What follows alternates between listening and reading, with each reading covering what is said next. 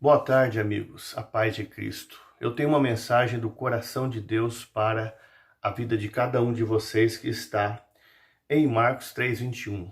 E quando os seus parentes ouviram isso, saíram para o prender, porque diziam: está fora de si. E os escribas que tinham descido de Jerusalém diziam: tem Beelzebu, e pelo príncipe dos demônios expulsa os demônios. Eu entendo uma coisa muito profunda aqui.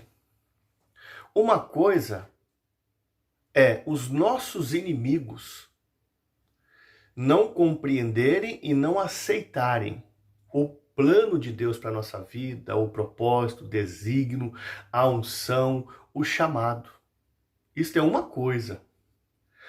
Outra coisa é os nossos amigos íntimos, que já foram nossos amigos íntimos outrora, e agora viraram a casaca e passaram a não acreditar também mais na nossa chamada, na nossa unção, no propósito de Deus para nossas vidas, no plano divino para as nossas vidas e no nosso ministério. Isso aí é outra coisa. E uma outra coisa é a nossa própria família não acreditar na chamada divina para a nossa vida, no propósito, no plano, no desígnio, no ministério que Deus colocou em nossas mãos. São três coisas diferentes e são três dores diferentes. Os nossos inimigos, que oram contra a nossa vida e não acreditam naquilo que Deus tem em nossas mãos, é um tipo de dor, mas nós temos que orar pelos nossos inimigos. É difícil. Você já tem um monte de pessoas que são inimigas e que oram contra a sua vida. Outra coisa difícil é os seus amigos, que um dia foram amigos e agora se revoltaram contra você e não acreditam mais na sua chamada, no seu ministério, na sua unção. E outra coisa mais difícil, mais profunda ainda, uma dor mais profunda, é quando a sua família não acredita na chamada divina para a sua vida, não acredita no plano, no propósito, no ministério que Deus tem na sua vida. Nós vemos esse texto de Marcos 3:21 que Jesus vivencia isso. Ele passa por isso.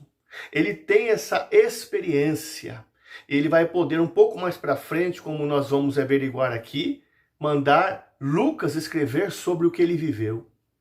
Primeiro nós começamos com Miqueias 7:6. Ele já profetizou lá, muitos milhares de anos atrás. O filho se levanta contra o pai contra o filho, a filha contra a mãe. E os inimigos do homem são os da sua própria casa. De dentro de nosso lar nasce muitas das vezes pessoas que vão a vida inteira dar lugar ao inimigo e ir contra o nosso ministério. Nós vemos aqui nesse texto Jesus passando por isso que Miqueias profetizou. E aí, por ele ter passado por isso, ter tido a experiência, ele com domínio, ele com realmente muita moral, ele fala para Lucas escrever em Lucas 12:53. Escreve aí, Lucas, o que eu passei, o que eu vivi. Há peso na minha palavra, porque eu vivi isso e venci isso. Escreve aí. O filho se levanta contra o pai contra o filho, a filha contra a mãe contra a filha, a nora contra a sogra e a sogra contra a nora. Reino dividido. É importante nós passarmos por esses tipos de dores. A dor dos inimigos contra. A dor dos amigos que foram amigos agora são inimigos contra. A dor da própria família contra. É tudo teste, é tudo treinamento. É Deus permitindo. Paulo disse em Efésios 4:27, não deis lugar ao diabo. Qualquer um de nós, cristãos ou não cristãos, se nós dermos brecha, o inimigo usa. Foi o inimigo que usou a mãe de Jesus, os irmãos de Jesus contra ele, dizendo, ele está fora de si. Quando disseram para ele, ele está fora de si, em outras palavras, estavam desdenhando a ele, menosprezando, humilhando, dizendo que tudo aquilo era inútil, dizendo que Deus não estava naquele negócio, Deus não era na vida dele, sem perceberem.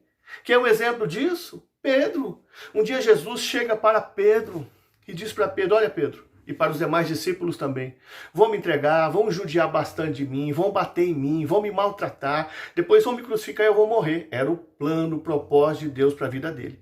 Só que Pedro entra na frente e diz: Senhor, não faças isso, tem compaixão de ti.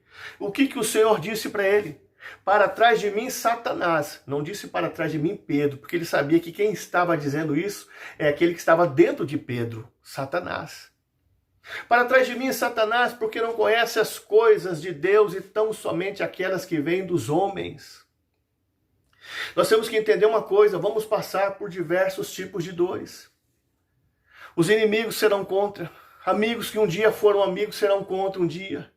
A nossa própria família, quem sabe, será contra por algum momento da vida, por um longo tempo da vida, ninguém sabe. Só Deus sabe. Mas é Deus permitindo tudo isso para nos treinar, para nos peneirar. Porque Ele sabe que Ele deu um potencial para nós e nós podemos vencer todas essas coisas. Nós vemos aqui também que quando chegam ali os familiares de Jesus, eu vou conjecturar agora, os fariseus e escribas batem palma. Tá vendo aí, Jesus? Nem a sua família aprova o teu ministério. Nem a sua família é com você, você joga palavras ao vento. A Bíblia não relata o que Jesus disse, o que Jesus relatou, mas a Bíblia nos dá a entender que ele teve domínio sobre aquela situação e soube ter equilíbrio para viver aquela situação. Eu entendo aqui também outra coisa. Eles diziam que o poder que emanava de Jesus vinha de Beelzebu, príncipe dos demônios. Então eles acreditavam que havia um poder na vida de Jesus. Só que eles diziam que aquele poder era de uma fonte qualquer, é o diabo. Eu entendo aqui que as pessoas que estão ao nosso redor e derredor conhecem a nossa vida, sabem a nossa identidade, sabem quem nós somos em Deus. Mas o poder que há na nossa vida, eles procuram tentar fazer com que nós venhamos entender que esse poder vem do diabo, do inimigo. Eles tentam desvalorizar isso, eles tentam desdenhar isso, eles tentam de alguma forma menosprezar isso. Você tem um grande poder, mas é do diabo. É de Beelzebu, príncipe dos demônios. Da mesma forma hoje, eu e você somos usados da palavra, usado do louvor, usado na operação de maravilhas, usado nos dons. E de uma forma tremenda, sobrenatural, nosso ministério começa a ter um destaque, aparecem irmãos que são fariseus e fariseias, que são escribas, e dizem: isso aí é o diabo, isso aí é o demônio, isso aí é Satanás, porque tem inveja.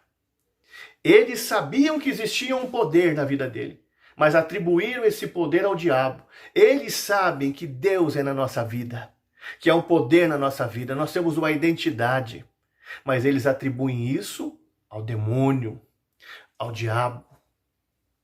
Quantas das vezes a nossa própria família já não achou que nós também estamos fanáticos, fora de si? Pessoas, às vezes, você que está ouvindo isso, nos machucam com palavras. O nosso próprio povo não entende o que Deus tem na nossa vida. Os irmãos de Jesus, em João, capítulo 7, versículo 5, está escrito: e nem mesmo os seus irmãos criam nele. Nem os seus irmãos acreditavam na chamada divina para a sua vida. Nem seus irmãos tinham conhecimento nesse momento que ele era o Filho de Deus. Eu entendo, sabe o que com isso? Muitas das vezes, Deus tem algo muito grande em nossas vidas, mas as pessoas que estão pertinho de nós não enxergam isso. E aquelas que são longe passam a enxergar isso. Mas nós temos que ser como José, crente águia. José foi jogado dentro de uma cisterna, mas ele tinha visão de águia. A visão de águia fala do coração. O coração vê o futuro, vê lá na frente, vê lá um novo horizonte. Ele enxergava ele sentado num trono, governando. Ele não enxergava ele dentro de uma cisterna, como um coitadinho, como um derrotado. Ele enxergou ele lá no trono, governando. Ele enxergou os seus irmãos se prostrando diante dele. Ele enxergou o seu pai um dia se encontrando com ele e realmente podendo ter a revelação de que ele estava vivo. ele tinha visão de águia. Que nós venhamos entender que quando há um chamado para a nossa vida, nós passaremos por muitos tipos de dores. A dor dos inimigos contra nós, daqueles que foram amigos e agora se tornaram inimigos também. A nossa própria família, quem sabe, vai tentar ofegar a nossa chamada. Mas Jesus venceu tudo isso. E com propriedade, com experiência, ele mandou Lucas escrever sobre o que ele passou um dia. Tudo que você está passando, você um dia vai pregar, vai ministrar, e pessoas vão se render ao Senhor. Fique com essa mensagem.